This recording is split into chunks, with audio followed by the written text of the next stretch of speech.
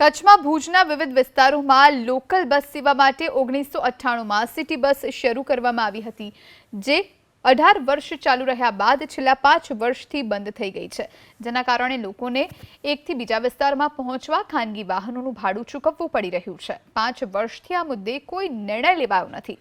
ભુજ શહેર આજે 56 કિલોમીટરના વિસ્તારમાં વિકસિત થઈ ગયું છે।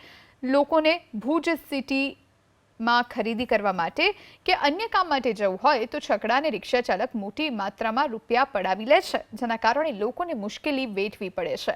સિટી બસ ચાલુ કરવા માટે અનેક રજૂઆત કરવામાં આવી, પરંતુ હજુ સુધી શરૂ થઈ શકી નથી, જેના કારણે બસ ચાલુ કરવા હવે ફરી એકવાર માંગ ઉઠી છે। તો પાલિકા પ્રમુખનું કહેવું છે કે ભુજને સિટી બસ મળે તે માટે તમામ પ્રયાસો કરવામાં આવી રહ્યા છે। राज्य सरकारे सीएनजी बस चालू करवा माटे आदेश कर्यो छे, परंतु सीएनजी बस माटे कोई टेन्डर नहीं भरी रह्यु।